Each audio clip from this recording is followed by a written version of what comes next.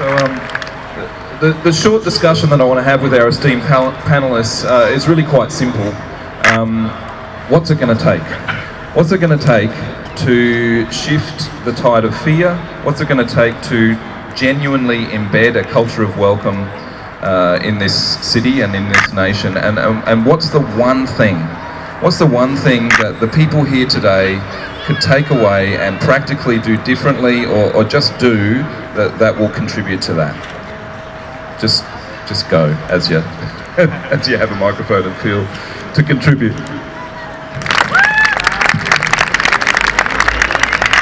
I'm going a bit broader than that. I think where we need to start thinking about is the move forward to a republic.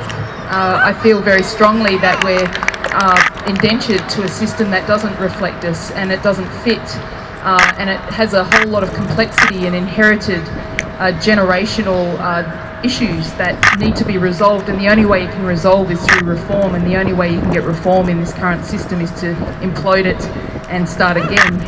And I think that's important, especially for us, because we are not supportive of constitutional recognition. We are very committed to our own sovereignty and the move forward to treaty, and the only way we can treaty effectively in this country as now is not through a Commonwealth system but through a republic. So we welcome the conversation of that, and I think the local knowledge of what to do is actually start to have these quality conversations that start in your families and scale up in your communities, and start talking about this, because you breathe life into new change. And I think change is where we're all at. We're at the perfect storm right now to really be the point of difference in history and be the marker that we need to be. So that's where I'm coming from. Absolutely, I couldn't agree more with the two speakers. I think, as I said before, we need to be able to see each other and connect with each other. I think we're all saying, let's start having conversations within our families, within our communities, and let's reach out to other people that we don't know about. Let's find each other's stories. I adopted a grandma from an Aboriginal community because I wanted in that land. I want to know the traditional owners, and I adopted her. We love each other, and she's teaching me about the history of this land. And I also have friends from everywhere around the world. You know, my husband is Australian, and really, I think also one of the most important things when we're talking about diversity and welcoming each other is not about us and them.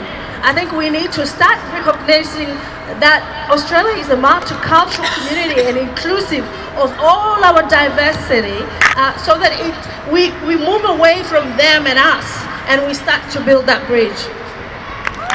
We're actually going to have to draw to a close. I know, Ali, did you want to say something? And then look, I came to Australia about 14, 15 years ago, and since I've come here, a lot of people talk about Australian values. And I'll tell you what Australian values to me are. When I first came, my first year in Australia, I was driving on the side of the road in Queensland. I saw somebody hit a koala on the side of the road, and I wanted to go and help, and somebody came and told me that we have RSPCA for it. So I was thinking, you know, this country is awesome. They've got people looking after animals, so they'll be amazing with people. But since then, you know, a few things have changed, especially looking at what they're doing to the refugees in Nauru. When we can care about animals, why aren't we caring about human beings? The other important thing, look, and since then, I believe that, you know, I'm a strong Republican myself. I believe we need to be a republic, not a constitutional monarchy. And I think that is because we need to have a discussion what it means to be an Australian, because being an Australian no longer means being a European, Indian, Chinese. Look, Aboriginals are the only people who were here before everybody else, and this land belongs to them, and we need to identify and recognize that. And everybody else needs to get together, have a discussion what it means to be Australian, because I believe that caring about Australians is more important than caring about Australia. That's what it means being an Australian. And caring about other human beings is what makes you human. So if we don't care about human beings, then we are not human at all. Thank you very much. I'll be quick, I promise. I utterly agree with the sentiment being expressed. We need to take agency and ownership of our country and of our national identity. It's really come to a time for Australians to realise how far gone is the fair go. The laid-backness that we, prided ourselves upon has taken a very negative turn, and the age of complacency is over. We need to become a republic. We need a treaty. We need a Bill of Rights.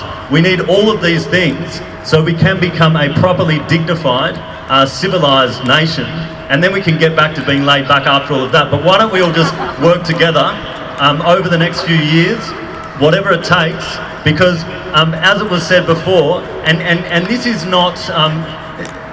not rose-coloured kind of dreamy, off with the fairy stuff. The people have the power to change the world. That is true, but it's what they do with the power. Okay, so the power is vested there, but if you don't realise that you have it, well, you just keep letting politicians walk all over you, pass these atrocious laws. So it's about people realising that we have much more in common than we don't, that we're all in the same boat, we all need to connect, welcome each other, and walk together. Thank you. We are going to close the panel there. Can I encourage you to